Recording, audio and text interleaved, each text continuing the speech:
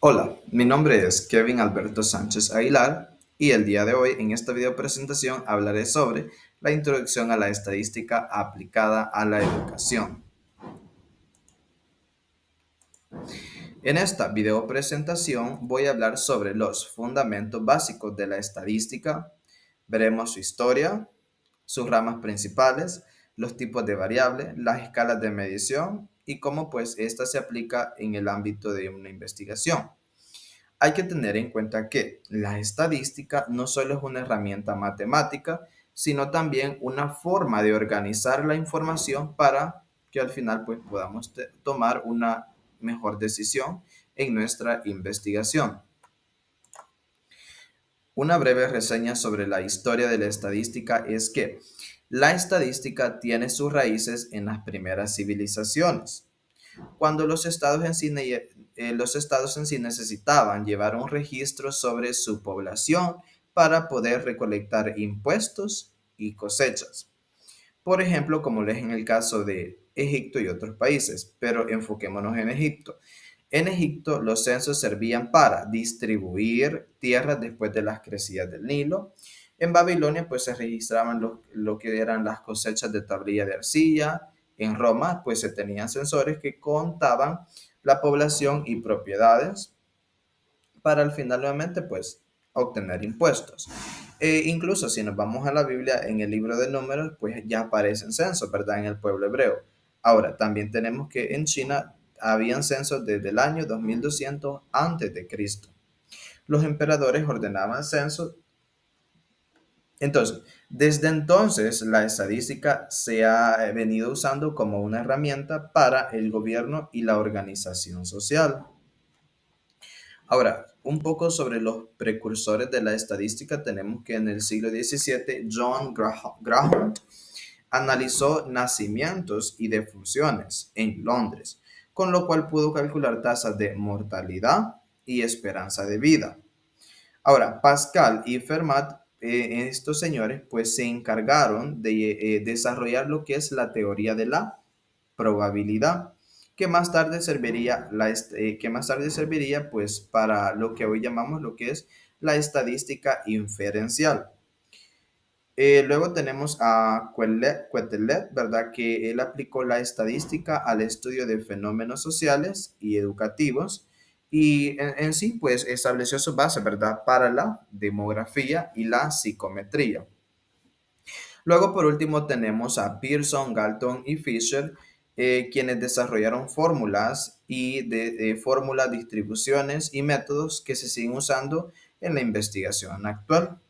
Así que desde entonces la estadística pasó de simples registros a ser una ciencia como hoy es conocida, ¿verdad? Ya no es simplemente algo que se utiliza para un registro, sino que ahora ya se considera una ciencia que se utiliza bastante en el ámbito de la investigación. Ahora, probablemente no se estarán preguntando, ¿verdad? ¿Cuál es la diferencia entre estadística y estadística aplicada a la educación? Hay que tener en cuenta que la estadística en general es la disciplina que recolecta, organiza y analiza datos para en sí al final obtener conclusiones. En el ámbito de la educación, pues la utilizamos para evaluar el rendimiento académico de los estudiantes, por ejemplo, medir la asistencia, analizar evaluaciones, calcular el promedio de calificaciones de un grupo, los resultados de diferentes cursos, ¿verdad? Así como si el docente imparte diferentes cursos, pues el docente pues, puede utilizarlo para evaluar en sí las notas, ¿verdad? Obtenidos en diferentes cursos. La diferencia en sí radica en que la estadística aplicada a la educación, esta se enfoca en mejorar los procesos de enseñanza, aprendizaje. Ahora, tenemos lo que son las variables cualitativas. Dentro de las variables cualitativas tenemos lo que son nominal y ordinal. Entonces, definamos qué es la variable cualitativa, definamos lo que son las variables. Entonces, las variables cualitativas describen características que no son numéricas en sí. Por ejemplo, las nominales son categorías sin un orden jerárquico. Por ejemplo, el sexo de los estudiantes, el idioma que se habla en el aula, o incluso la carrera universitaria que personas están estudiando. Ahora, las ordinales en sí, estas sí tienen un orden. El ejemplo, acá podemos clasificar el desempeño académico de los estudiantes y donde podemos asignar como un correspondiente a ciertos estudiantes, como por ejemplo suficiente, insuficiente, bueno, sobresaliente. Entonces, en educación, estas variables son muy útiles. ¿Por qué? Porque con ellas, perdón, podemos clasificar a los estudiantes según sus características o niveles educativos. Ahora, tenemos lo que son las variables cuantitativas. Tenemos que lo que es la discreta, que es conteo, y la continua, que es medición. Las variables cuantitativas son numéricas, al contrario de las que acabamos de ver. Las discretas se obtienen al contar, por ejemplo, el número de materias inscritas en un semestre universitario o la cantidad de libros que una persona pues ha leído. Ahora, las continuas, estas en sí dice que se obtienen a partir de la medición. Por ejemplo, ¿qué? La estatura de los estudiantes, el tiempo que un estudiante se lleva para poder responder un examen, ¿verdad? Trabajar en una evaluación o hacer una tarea. Este tipo de variables son esenciales. ¿Por qué? Porque ellas nos pueden ayudar para medir el rendimiento académico de los resultados de las evaluaciones aplicadas. Ahora, pasamos a lo que es la estadística inferencial. ¿Qué será la estadística inferencial? Acá en mi presentación yo tengo que tenemos muestra y tenemos a la población y se apoya en la probabilidad. Entonces, la estadística inferencial permite generalizar los resultados de una muestra a toda una población. Si esto lo llevamos al contexto educativo, esto es muy útil y te preguntarás por qué. Porque no siempre se puede evaluar a todos los estudiantes de un país o de una universidad. Por ejemplo, se aplican pruebas a una muestra, ¿verdad? Representativa para conocer el nivel de comprensión lectora de una población más amplia.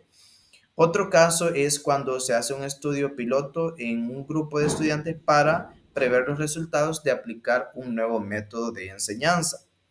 En cuanto acá, la probabilidad es la que se encarga de dar un respaldo para hacer estas inferencias con confianza. Ahora, tenemos lo que es la estadística descriptiva. En mi presentación tengo puntos claves importantes que son resume datos y dentro de ellas tenemos lo que son gráficos, tablas, promedios. La estadística descriptiva organiza y resume los datos obtenidos en sí sin hacer una generalización. Dentro de ellas podemos utilizar gráficos, tablas, frecuencias y medidas como media, mediana y moda. Por ejemplo, en el ámbito educativo nuevamente la podemos utilizar al momento de promediar notas de matemática o de cualquier otra materia en un cierto grupo de estudiantes. O incluso poder también graficar el porcentaje de asistencia de un semestre. Este tipo de estadística nos da una visión clara y rápida de los datos reales de un grupo en específico. Ahora, nos pasamos acá. Variables independientes y dependientes. Hay que tener algo muy en claro, que la variable independiente es la causa y la dependiente es el efecto. Independiente causa y la dependiente es el efecto. Otro punto acá que hay que tomar en consideración es que en toda investigación hay variables, tanto independientes como dependientes. Como ya lo acabo de mencionar, la variable dependiente en sí es la causa o el factor que puede influir en el resultado. Y la dependiente en sí es el efecto o la variabilidad visible con la que medimos. Ahora, nuevamente, si comparamos esto a la educación, podemos medir en sí, podemos tener en cuenta las horas de estudio de un estudiante, que es la variable independiente. Pueden influir en la calificación obtenida al final de un examen. Esta sería la variable dependiente. Entonces, pues, por ejemplo, acá hay dos ejemplos. El método de enseñanza, rendimiento académico. El uso de la tecnología y de la participación en el aula. Por ejemplo, acá, el uso de la tecnología puede aumentar la participación de los alumnos. Más sin embargo, pues incluso también puede ser utilizada, ¿verdad? De otra forma, ¿verdad? Y no se puede llegar a lo que al final se necesita. Estos casos en sí muestran como una variable causa cambios en otra, algo fundamental en los estudios. Ahora, nos pasamos a lo que es las escalas de medición. Tenemos escalas nominales y ordinales. Tenemos que la nominal clasifica y la ordinal ordena. Las escalas de medición permiten clasificar las variables. La escala nominal en sí nominal clasifica sin jerarquía. Ejemplo, como anteriormente lo mencioné, la carrera universitaria, el idioma que se habla en un salón de clase, y la escala ordinal establece un orden, ¿sí? Por ejemplo, en el contexto de los niveles educativos, que primer ciclo, segundo ciclo, tercer ciclo, bachillerato, universidad. Pues estas escalas son básicas para organizar la información. Luego pasamos a lo que son las escalas de medición, ¿sí? Tenemos la escala de intervalo y razón. ¿Qué es la escala de intervalo sin cero absoluto y la de razón con cero absoluto? Ahora, estudiamos un poco más esto a fondo. Las escalas de intervalo en sí se encargan de medir diferencias, pero no tiene cero absoluto. Ejemplo, las calificaciones van de 0 al 10, donde el 0 pues no significa ausencia de conocimiento. La escala de razón sí tiene un cero absoluto. Ejemplo, el número de libros leídos, donde 0 significa que no ha leído ninguno. ¿Sí? Ahora, en educación, estas escalas nos permiten como docentes dar sentido a los resultados y compararlos ya concretamente.